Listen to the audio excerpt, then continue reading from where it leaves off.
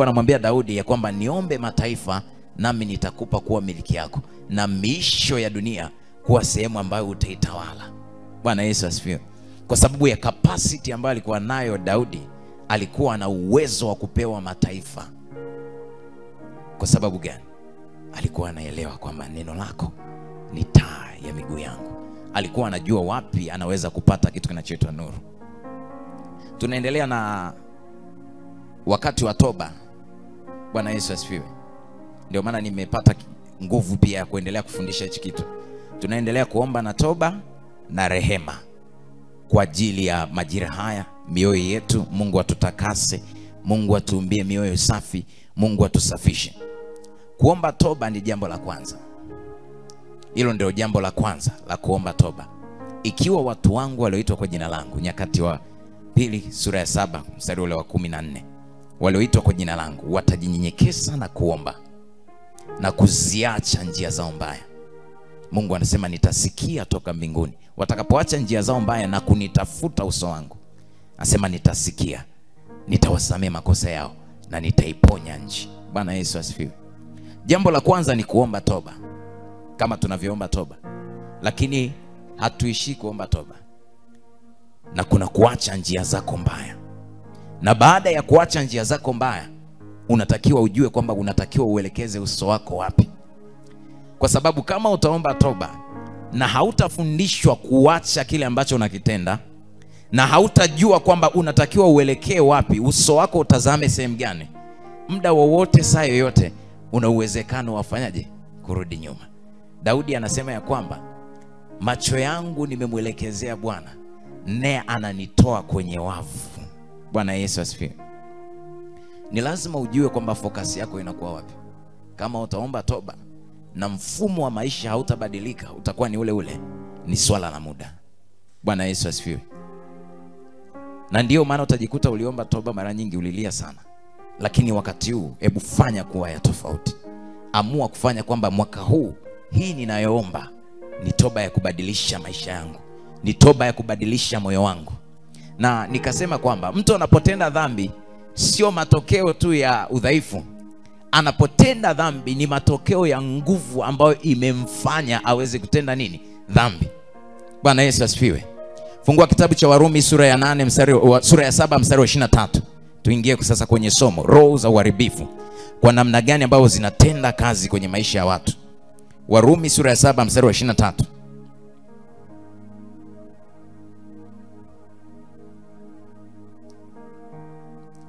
Biblia anasema lakini katika viungo vyangu ninaona sheria iliyo mbali. Bwana Yesu asifiwe. Tunapopambana na dhambi, tunapambana na dhambi kwa kutubu. Hilo ni jambo la kwanza. Lakini jambo la pili ni lazima tujue vita sio juu ya damu na nyama. Unapodhani kwamba mwili wako ni dhaifu sana ndio maana unatenda kosa, au unaanguka, au unapigwa vita, au unaingia kwenye magonjwa, au unafanya nini, ni kwa sababu sio sheria za kimwili tu. Anasema ulimwengu wa roho una kitu ambacho kinaitwa sheria. Anasema lakini katika viungo vyangu ninaona sheria iliyo mbali, inapiga vita na sheria ya nini? Akili zangu. Bwana Yesu asifiwe. Anasema na kufanya mateka, na kunifanya mateka, anasema ya ile sheria ya dhambi iliyo katika viungo vyake. Bwana Yesu asifiwe sana. Kwa hiyo tunagundua kwamba kuna sheria ambazo zinatenda kazi, ambazo zinaongoza ulimwengu wa roho. Anapoinuka Shadraka, Meshaki na Abednego, wanasema kwamba hatutaabudu sanamu, ni kwa sababu waliweza kuishi juu ya sheria zilizokuwa zinatawala ulimwengu.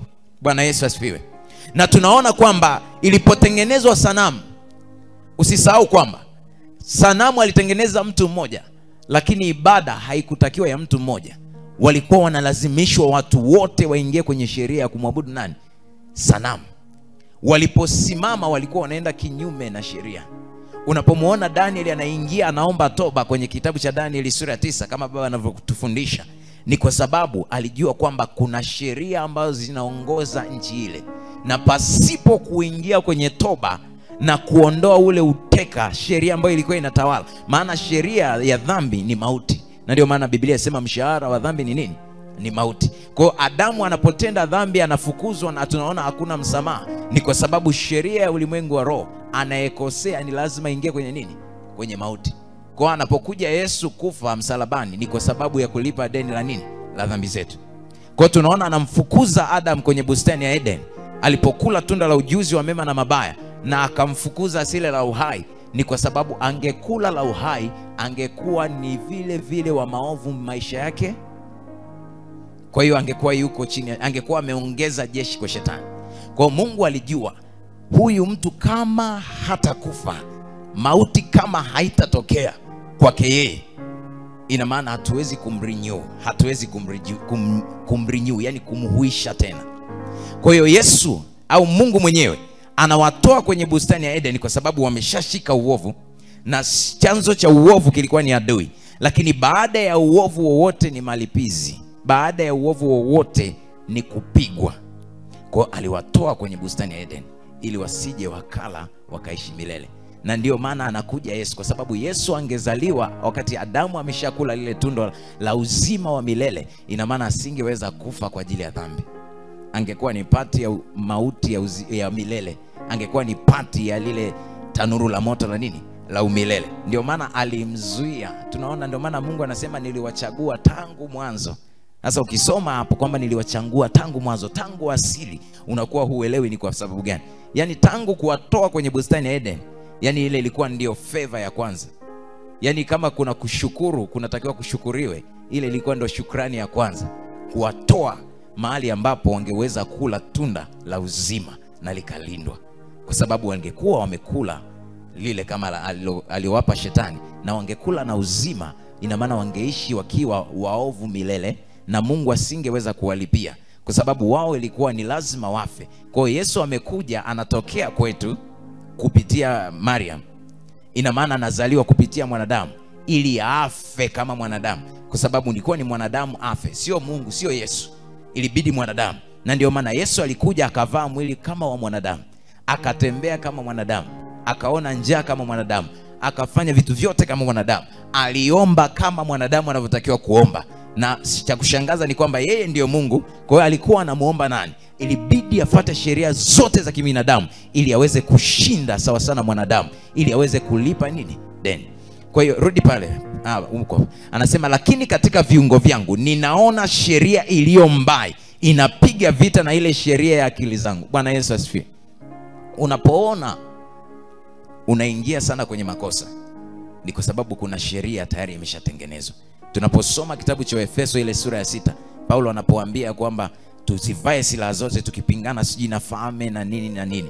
Wale wa kwanza wanapokuja kwenye territory ya aina yoyote, wana tabia ya kutafuta watu wenye vipawa, venye karama, alafu wanafanya negotiation kama makubaliano fulani. Tunapomuona Yesu kwenye mlima ule wa maombi siku 40, shetani anaposhuka anafanya naye makubaliano, ni abudu tufanye hivi, ni abudu tufanye hivi. Wewe ni, ndio maana tunapata sasa watu wa uongo, watumishi wa uongo kwenye makanisa mbalimbali. Tunaona watumishi wa uongo, manabii wa uongo, watendakazi wa uongo, washirika wa uongo. Wote hawa ni kwa sababu wamekutana na kile kitu kinachoitwa principalities.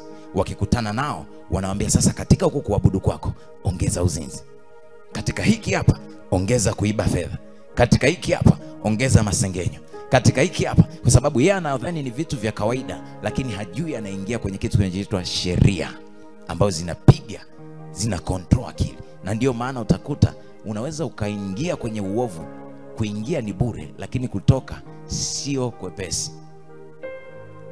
Na hapahitaji tu maombi, panahitaji vitu vingi ili uweze kuchomoka hapo. Unaingia kwenye sheria ambazo zinaongoza. Kwa hiyo wakishatengeneza sheria, wanakuja wale wanaofuata, wanatengeneza kitu kinachoitwa addiction. Addiction ni kile tabia ambayo imekomaa tayari, ambayo mtu anashindwa kuiacha. Bwana Yesu asifiwe. Na ndio maana utakuta mtu alipoanza kujifunza pombe alikuwa analazimishwa, anasema ni chungu, lakini akikomaa yeye ndo anaitafuta, sio tena anatafutwa. Asubiri tena aambiwe twende, yeye ndo anataka mwenyewe na anatafuta watu wa kwenda kuwanunulia, tena anaharibu fedha bure kabisa, kwa sababu tayari addiction imeshika nafasi. Unapokuta watu mitandaoni wanaangalia kitu kama pornography, vitu gani, ni kwa sababu hiyo tayari imeshakuwa ni nini? Ni addiction. Ikishapita hapo, wanakuja wale wengine wanaifanya kuwa ndio sheria ambayo inatawala hapo. Ndio hapo sasa unakuta familia fulani zimejengwa kwenye sheria. Ndio maana unakuta kuna familia fulani ni walevi sana, kuna familia fulani unakuta ni wazinzi sana, kuna baadhi ya familia unakuta hawa watu hawafanikiwi kwenye eneo, ni waabudu miungu. Kuna familia unakuta sasa hawa ni waganga sana, kwa sababu mwanadamu ndio anatengeneza sheria za ulimwengu wa roho. Kwa hiyo ili roho yoyote ya giza ipate kutenda kazi, haiwezi kutenda kazi bila participation ya mwili. Ndio maana Mungu mwenyewe kwenye Warumi sura ya 8 na mstari ule wa 18 wa 28 anasema anafanya kazi pamoja na wampendao. Mungu mwenyewe kufanya kazi duniani, anafanya kazi pamoja na nani? Na watu. Kwa hiyo mapepo yanafanya kazi pamoja na watu, yanatengeneza sheria kwenye ulimwengu wa roho. Na ndio maana unakuta kuna miji fulani wao wana tabia fulani ambazo hazibadilikaji. Wao ni wagomvi, tabia yao ni ugomvi, haibadilikaji. Kuna mikoa fulani ukienda unaambiwa usioe, hawa tabia zao ni hivi, kwa sababu hiyo ndio sheria imeshatengenezwa. Kuna koo fulani ukienda unaambiwa hawa ni wakorofi, hawa ni wauaji, hawa ni nini, usiingie hapo, kwa sababu ni tayari ni sheria imetengenezwa kwenye nini? Kwenye ulimwengu wa roho. Ndio maana nataka nikufundishe kwamba ni lazima ukue ujue kupingana na sheria za ulimwengu wa roho ambazo zimekufunga, ambazo zimekutawala. Na ndio maana Paulo anasema inapingana, anasema hivi, rudi pale kwenye 7 mstari ule wa 23. Anasema ninaiona sheria ambayo iko kwenye viungo vyangu. Paulo anaandika hizo nyaraka, lakini anajua ipo sheria ambayo inamtawala. Na ndio maana anasema lile ambalo ninalipenda ninakuwa silifanyi, ila lile nisilolipenda ndio ninalifanya. Bwana Yesu asifiwe. Kwa sababu gani? Tayari kuna sheria ambazo zimetawala. Kwa hiyo kuna baadhi yenu dhambi ambayo inakufuata sio ya kwako, ni dhambi ya babu, lakini kwa sababu hamkujua, hamna mtu ambaye aliamka akaenda kinyume na hiyo sheria, unajikuta ni utaratibu wa ukoo wenu kwamba dhambi hii ni ya kwetu na tayari imeshakuwa ya kwenu. Kuna baadhi ya familia yani hawawezi wakaolewa mara moja na wakadumu kwenye ndoa, kwa sababu ni sheria imeshatolewa hiyo kwenye ulimwengu wa roho. Ipo kawaida kwamba ataolewa ataachika, ataolewa ataachika, na wana bahati sana ya kuolewa. Watu kama hao ni sheria tayari imeshatengenezwa. Kuna baadhi ya watu ni sheria kwao kwamba dhambi hii ni utaratibu wao. Ataoa, atapiga mke au ataua, ataacha, ataenda ataoa mwingine, ataacha. Tayari ni sheria ambazo zimetawala. Kwa hiyo baadhi ya watu wana struggle kwenye dhambi kwa sababu tayari ni sheria zimeshakwisha kutawala. Na ndio maana tunapata baba anatuambia kwamba ukiona mama ndio binti yake jinsi alivyofanyaje, alivyo. Inategemeana mama ameongozwa na nini, sheria gani ambazo zimetawala, maarifa gani ambayo yamemtawala, vitu gani ambavyo vimemshikilia. Na baadhi ya watu hapa inabidi ujue udhaifu wako ni upi, udhaifu wa ukoo wako ni upi. Kwa sababu kama hautajua na hautapambana na hicho ambacho kinakushinda, ujue kwamba kitahamia kwa mtoto wako na kitahamia kwa mjukuu wako, na itakuwa ni kitu ambacho ni cha muendelezo. Vita ambayo hautaishinda wewe haishii hapo, hiyo atakutana nayo mtoto wako. Bwana Yesu asifiwe. Ujinga ambao unakuwa umekutawala, usipoushinda utahamia kwa mtoto wako. Umaskini ambao umekutawala, usipoushinda utahamia kwa watoto wako. Bwana Yesu asifiwe. Bwana Yesu asifiwe sana. Kwa hiyo ni lazima tujue kukua na kupambana na sheria. Mara ya mwisho nikafundisha nikasema tunapigana baadhi ya vita na watu, na vita ya watu ni mbaya kuliko vita ya mapepo. Vita ya mapepo unaweza ukaishinda kirahisi sana. Shetani unaweza ukamshinda, maana Biblia inasema mpingeni naye atawakimbia. Yani unaweza ukamkimbiza kwa dakika. Lakini ikitokea ni vita ya watu, hiyo ni vita kubwa, kwa sababu watu wana mamlaka. Shetani alipomfanya Adamu atende dhambi, sio tu kwa ajili ya kawaida, ni ili achukue mamlaka ambayo ilikuwepo nayo, kwa sababu mamlaka tuliyopewa ni mamlaka ya kimungu. Bwana Yesu asifiwe. Kwa hiyo mamlaka ya kimbingu ilipochukuliwa, ndio maana Mikaeli na kupambana kwake alimshusha shetani duniani.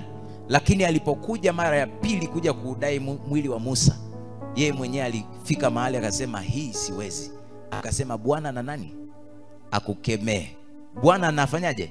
Akukemee, kwa sababu authority ambayo anayo wakati huo shetani, ana authority kwake kama prince aliyosaliti mbinguni, lakini zaidi ya yote ana authority ambayo inaitwa Adamic authority.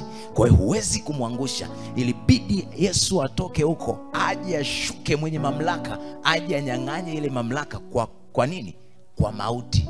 Pasipo mauti hamna kunyang'anya, kwa sababu ulimwengu wa roho unaenda kwa sheria ndio na kanuni. Ndio maana haikuwezekana kwamba Mungu ashuke amwambie shetani acha wakomboe watu wangu. Ilibidi afe, kwa sababu sheria ni lazima ifanyaje? Sheria ina utaratibu wake.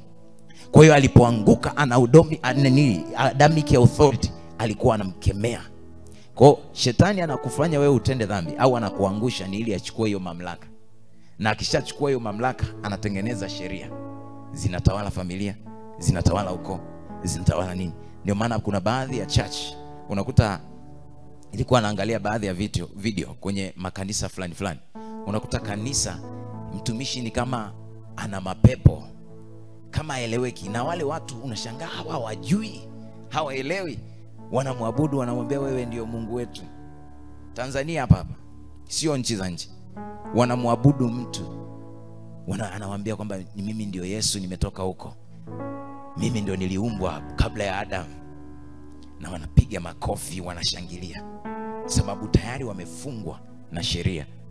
Hauwezi kuwatoa isipokuwa una nguvu.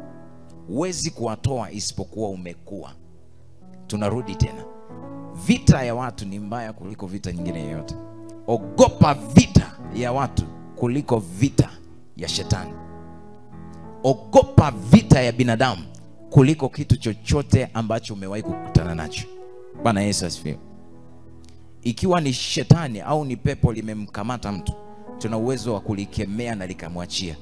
Lakini ikiwa ni bato ya mtu, Danieli alipopambana vita vya rohoni, wakahamia mwilini. Alikuwa vizuri sana kwenye roho, wakahamia mwilini, wakatengeneza sheria. Ufalme huu una fight kwa sheria. Mamlaka ya duniani na ya mbinguni tunapigana kwa sheria. Wakatengeneza sheria ili wamfunge Daniel. Wakasema hii sheria tunaiweka, hakuna mtu kuomba kwa siku ambazo zimetakiwa, atakayeomba ni lazima afe.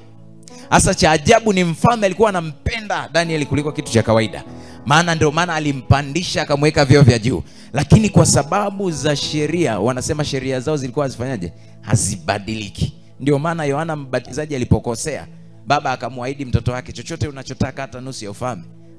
Mtoto akachukua kama opportunity advantage, akaenda kwa mama. Mama, sijui mimi ni mtoto, niombe kitu gani? Akamwambia, mwambie akupe kichwa cha Yohana Mbatizaji. Kichwa cha Yohana Mbatizaji kikaenda. Ilibidi tu kiende, kwa sababu sheria hazifanyaje? Hazibadiliki. Mfalme akararua mavazi yake akalia, lakini kilio akisaidii, kwa sababu sheria hazifanyaje? Hazibadiliki. Ndio maana walitengeneza sheria, atakayeomba wamondoe. Na ndio maana kuna sheria zimetengenezwa kwenye ulimwengu wa roho, zikikuvaa hata maombi yako na shangaa yamekata. Sheria fulani ikikuvaa, yani kuna tabia zitakuwa ni kawaida. Kuna aina sheria ikikuvaa, ushirikina ni kawaida. Ndio maana hata unaposhirikiana na watu ni lazima ujue hawa watu ni wa namna gani. Usishirikiane tu na mtu hivi kibahati mbaya. Watu sio unavyowaona nje, watu ni vile walivyo ndani. Kuna watu wanaonekana hivi nje wameshika hivi mikono, ndani ni masimba. Kuna watu unaona wanacheka, lakini ndani wanaongea, wanasema huyu koja tu. Bwana Yesu asifiwe. Baadhi ya watu hapa wengi, vita yenu sio mapepo, vita yenu ni watu. Lakini kwa sababu haujui vita ya watu na vita ya watu inapiganwaje, vita ya watu unashindaje, vita ya watu inaweza ikakuweka chini miaka na miaka. Shetani akishindwa kukupiga wewe, analeta watu. Na ndio maana akigundua hata uko vizuri, analeta watu. Unaona ni maneno, lakini nyuma yake kuna kitu ambacho ni kikubwa kuliko hayo maneno unayoona. Bwana Yesu asifiwe. Mungu atusaidie. Mungu atusaidie sana. Kitabu cha Wathesalonike wa kwanza sura ya 5 na mstari wa 5. Nikakwambia kwamba Mungu ametufanya sisi kuwa wana, na Mungu anatuita sisi kama watoto wake. Wana wa Mungu tunaitwa. Ulimwengu wa giza pia una watoto wake. Anasema kwa kuwa nyinyi nyote mmekuwa wana wa nuru na wana wa mchana, si wana, anasema wala sisi, anasema sisi si wa usiku wala wa giza. Vile vile kama kulivyokuwa na wana wa giza kuna wana wa nuru, kulivyokuwa na wana wa nuru kuna wana wa giza. Bwana Yesu asifiwe. Kwa tunaposhirikiana na watu, kuna watu wa nuruni na kuna watu wa gizani. Sasa unabidi uwe na level kubwa ya discernment kujua hawa ni watu wa namna gani, hawa ninaoshirikiana nao ni watu wa namna gani. Kwa sababu tusipojua kudili nao, hata kanisani wanaweza wakaleta matatizo.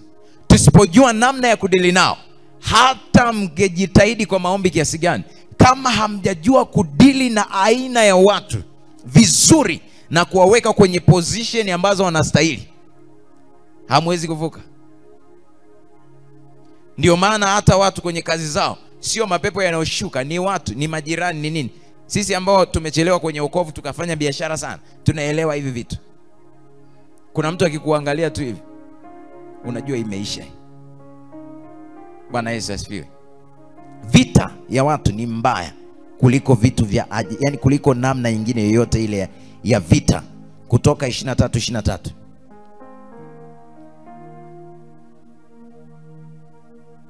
Kutoka 23 na mstari 23.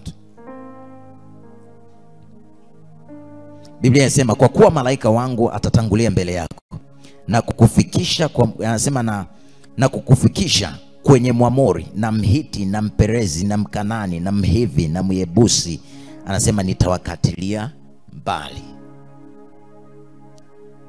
Watu waliwapa hofu wana wa Israeli, wakazunguka jangwani miaka 40 ikakata. Ni watu walikuwa wanapambana nao. Balaki aliyokwenda kuwalaani wana wa Israeli hakuwa mtu mwingine, ni binadamu kama binadamu wengine. Lakini kwenye ulimwengu wa roho alikuwa ana mamlaka kubwa ambayo anaweza kuiexercise, akalaani taifa zima. Mtu mmoja tu anaweza akasimama akaharibu taifa zima.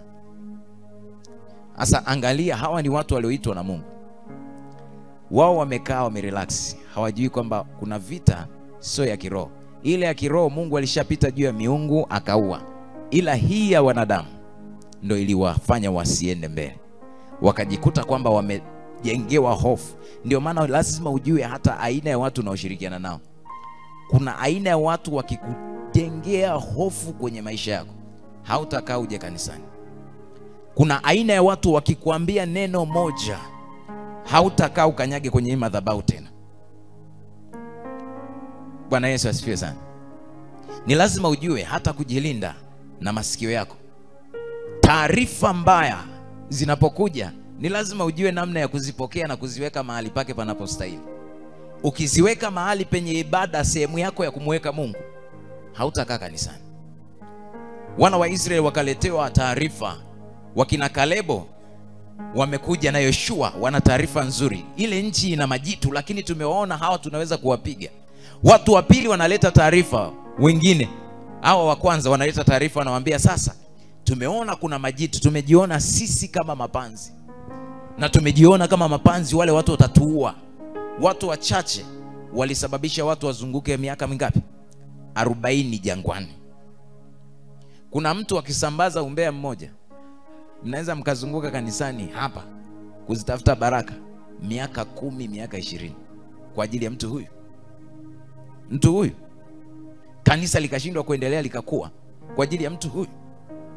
Vita ya watu ni mbaya sana kuliko vita vingine. Mtu akikupandikiza tu hata roho ya hofu, kwa sababu hauwezi kuwa na hofu hivi hivi. Lazima kuna mtu anakuja anakuambia, unaona lile jambo hili linavyotokea, kuna hiki na hiki na hiki na hiki na hiki, kuna hiki kinaendelea. Unaona hata anavyofundisha, anavyocheka, ni kwa sababu kuna jambo hili nyuma yake. Unaona jinsi alivyovaa hivi, ni kwa sababu kuna hili. Unaona huo ujasiri alikuwepo nao, ni kwa sababu ana hiki na hiki na hiki na hiki. Anaharibu. Na ndio hapo watu wameshindwa kudeal na vita ya wanadamu. Vita ya wanadamu ni mbaya kuliko. Sasa Mungu anawaambia Waisraeli, mimi nimewaacha kwa sababu mioyoni mwenu mmeweka hofu mahali ambapo mlikuwa mnatakiwa mweke ujasiri. Mmebeba maneno ya wanadamu mahali ambapo hamkutakiwa kuyaweka. Kuna watu inabidi ujue kudili nao, kujua namna gani unatakiwa kudili nao, sehemu gani uwaweke. Kuna baadhi ya watu umaskini ni taarifa ambazo alipewa za kimaskini, ametengeneza maisha yake kwenye hiyo confidence ya umaskini. Kuna baadhi ya watu yani wao hawawezi kumtumikia Mungu kwa sababu walipewa taarifa fulani, ili umtumikie Mungu ni lazima uwe una hiki. Tayari ameshafanyaje? Ameshazuiliwa, amekwama hapo. Vita ya wanadamu ni vita mbaya kuliko vita vyovyote vile. Biblia inaeleza kwenye Samueli wa kwanza, usiende hapo, Samueli wa kwanza 14:1 mpaka 24, wakati Samueli amempaka tayari mafuta Daudi, ni Sauli ndo alikuwa anamtafuta Daudi ili amuue. Aliyempigia makofi ndo alikuwa anamtafuta afanyaje? Aweze kumuua. Be careful. Aliyekupigia makofi leo, aliyekuchekea, kesho anaweza kukukanyaga vibaya mno. Sikwambii hivyo ili useme sasa ninaishi kwa kujiangalia sasa kila mtu unamtegea hivi jicho kwamba nini. Jenga capacity kwamba hata kila silaha itakayofanyika kinyume na wewe haitakupata, haitakupiga. Kwa sababu gani? Umejijenga katika neno la Mungu. Na ndio maana tunaomba, na ndio maana tunaabudu, na ndio maana tunafanyaje? Kwa ajili ya kutengeneza capacity. Bwana Yesu asifiwe, ya kuweza kudeal na watu. Vita ya watu sitafundisha sana, lakini vita ya watu ni mbaya. Watu wanaweza kukupiga kwa wema wako, wakatumia advantage ya wema wako. Wema wako kawaonyesha, wema uliowaonyesha. Daudi alimuonyesha mtumishi mmoja wema wake ambaye alikuwa ni mume wa Abigaili. Akampelekea mali, akamwambia nimekulindia mipaka yako miaka yote hii na nimeilinda vizuri, lakini wakati huu nina njaa, ninaomba chakula. Yule mtu akaambiwa kwamba Daudi anataka kupindua ufalme wako, ambacho ni kinyume na ambacho alikuwa anakiwaza Daudi. Akawafanyia kina Daudi mambo mabaya. Alikuja Daudi akataka kuangamiza nchi yote. Kilichosaidia ni kwamba katika kuangamiza alikuja mke wake Abigaili. Alikuwa na akili, mke alikuwa na akili, akaandaa vyakula vizuri, akamfuata Daudi na jeshi lake wakati wanakuja kuvamia nchi. Akainama, akaabudu, akamwambia hapana, mume wangu ni mjinga tu, hajielewi na nini na nini. Kwa hiyo nimekuja ili nikuletee, achana na, sahau na haya mume wangu. Hapo ndo aliweza kusolve case. Na ilipoisha, jamaa Daudi akanyosha mikono akasema, Mungu, mimi niliwatendea mema na wamenitendea mabaya, walipe sawa sawa na ambacho wamenitendea. Yule mtumishi wa Mungu aliangamia, alikufa. Na Daudi ndio alipotazama moyo wa Abigaili, akagundua Abigaili ana akili, Abigaili anajua namna ya kutafsiri mambo vizuri, akamuoa Abigaili. Bwana Yesu asifiwe. Watu wanatafsiri mbaya, watu wanapambana na namna nyingi. Tunaona kwenye kitabu kile cha Hesabu 23:23, tunaona Balaki na Balaamu wanapambana naye kwa kupitia nini? Kulaani. Watu wanafight kwa namna nyingine inaitwa uchawi. Uchawi upo kila mahali, upo kila mahali, iwe ndani ya kanisa, iwe nje ya kanisa, iwe kwenye serikali, iwe wapi, uchawi upo kila mahali.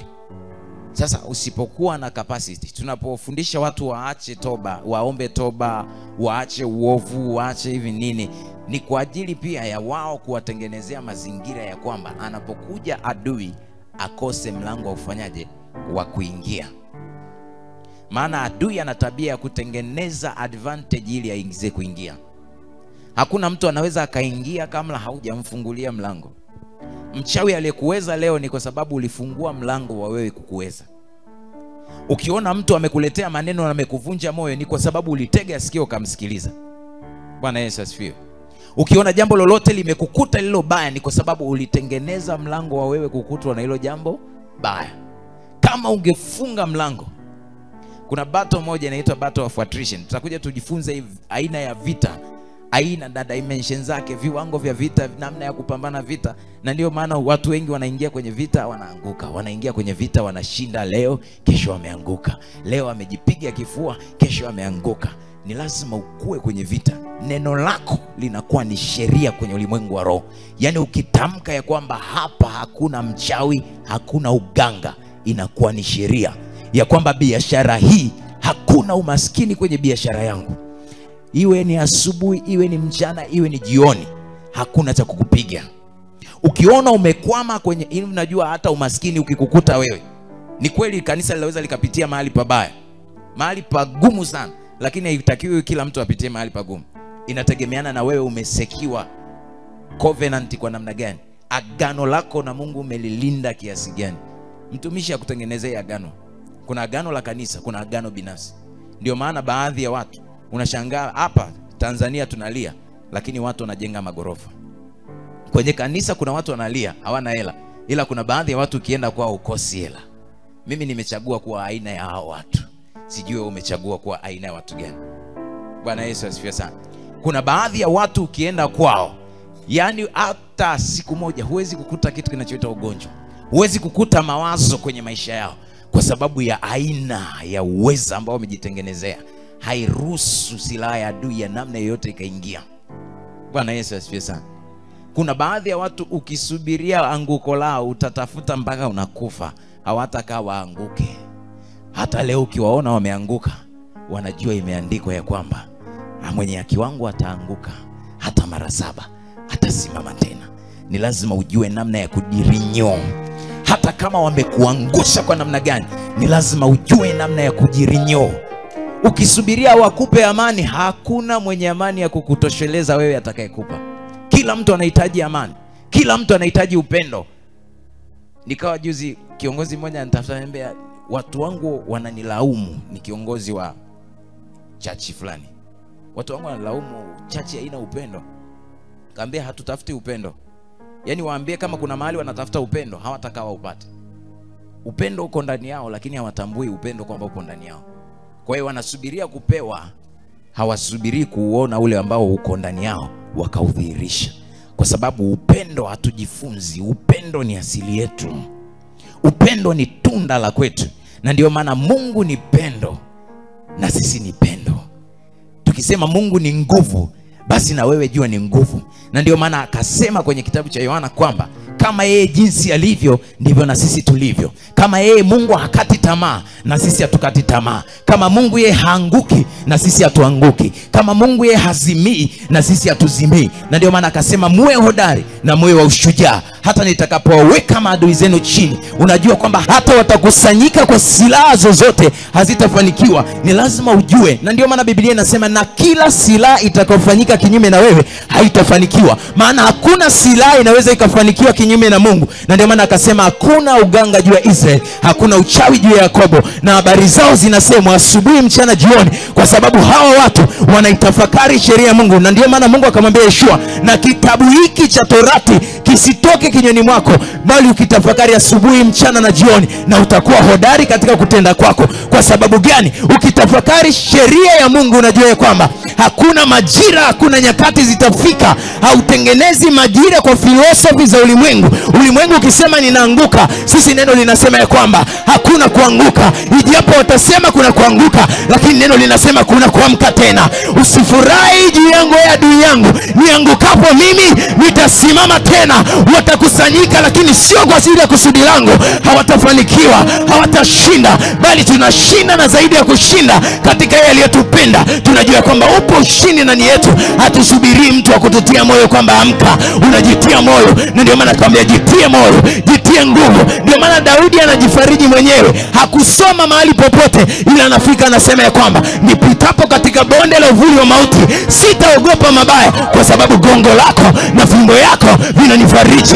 Hakusoma mahali, alijua kujifariji mwenyewe, alijua kujibeba mwenyewe. Na ndio maana alikimbia kwenye kevu Adulam, alikimbia kwa aibu. Lakini wakati ulipofika, Biblia inasema walitoka mataifa, sehemu za mbali, waliokuwa wana kitu. Walipokuja kwake, yeye akawapa faraja, akawajenga. Waliokuwa viwete wakabadilika, waliokuwa sio mahodari, Daudi akatengeneza watu wakawa hodari. Biblia inasema ya kwamba Daudi alikuwa na watu ambao mtu mmoja alikuwa na uwezo wa kumtuma mahali. Anamwambia Daudi, anawaambia wale askari zake 3, nina kiu na ninahitaji maji ya kisima fulani. Alafu Daudi anawaambia nendeni mkanilete. Daudi anawaambia nendeni. Wakainuka watu 3 waliokuwa wanajua kushika mikuki.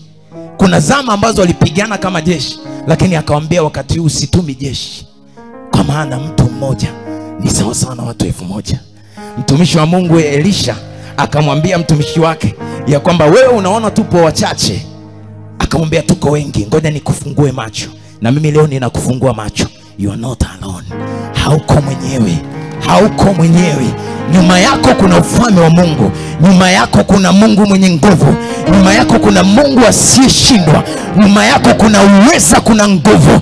Unachotakiwa ni kufanya ni nini? Ni kujijenga. Unachotakiwa ni nini? Ni kulitafakari neno la Mungu. Biblia inasema kwenye Zaburi sura ya 1, ukisoma mstari wa 1 mpaka wa 6, anasema aitafakarie sheria yangu na kuitafakari asubuhi, mchana na jioni. Atakuwa kama mti uliopandwa kando kando ya mito ya maji, uzao matunda yake kwa majira yake, na jani lake halitakaa linyauke kamwe. Bwana Yesu asifiwe. Usitafakari wanaokuangusha. Usitafakari mabaya ya watu. Tafakari wema wa Mungu. Ndio maana Mungu anasema ninayajua mawazo ninayowawazia ni mawazo mema, wala sio mawazo mabaya, ya kuwatakia ni heri siku zenu za mwisho. Hata kama leo ni pabaya, tafakari sheria Mungu inasemaje, ya kwamba mimi niwapa nguvu ya kupata utajiri. Hata kama leo itaonekana kwamba sio, tunajua kesho yetu ni njema. Neno la Mungu. Tatizo tu ni kwamba una uweza mkubwa ndani yako, lakini haujaujenga, haujawa na watu sahihi. Niendelee, nimalizie kwenye hapo Daudi akamwambia nendeni mkaniletee maji. Wakaenda watu 3 katikati ya jeshi la Wafilisti. 2 wanapigana, mmoja anatoa maji kisimani. Hivyo unajua, tukijielewa hapa tukawa hodari. Habari ya kununua eneo ni watu 2 tu wanakutanika, wanashikana mikono, wanasema mimi milioni ngapi? Mimi milioni 100. Hiyo neema ipo. Hiyo neema ipo. Na kama unaitazama neema hiyo, Mungu aendelee kuipalilia ili iweze kukua. Kwa sababu Daudi alituma watu 3 tu wakabadilisha. Aliyenunua mwili wa Yesu na kujengea mahali pazuri sio watu wengi, ni watu ambao hawakujulikana. Ni Yusufu ambaye hakujulikana, akaenda akaununua, akauweka kwenye kaburi zuri sana lilokuwa linapendeza. Unaweza usiwe hata huko madhabahuni, lakini upo kule nyuma, kiti cha nyuma kabisa, na Mungu anapendezwa na wewe na amekuandaa kwa sababu kuna majira yake. Hata kama uoni wito wako hapa, inawezekana wito wako utakuja one day. Endelea kutumaini tu. Mungu atakutumia kwa namna usijua. Endelea kukaa, endelea kumwamini, endelea kujijenga, endelea kuomba tu, usichoke. Watakapokuja watu wenye mabaya na maovu yao wakakuwekea kichwani, chukua ule uovu, mtuike Yesu Kristo, alafu wewe tembea free. Wakikwambia fulani ni mbaya, huyu hakufai, huyu hafai, huyu ni nini, beba ule uovu, mtuishe Kristo, mwambie kazi ya kanisa ni ya kwako. Wewe ndio kiongozi wa kanisa, mimi nina wewe. Bwana Yesu asifiwe. Simama kwa miguu yako wakati tunaenda kumpokea Baba.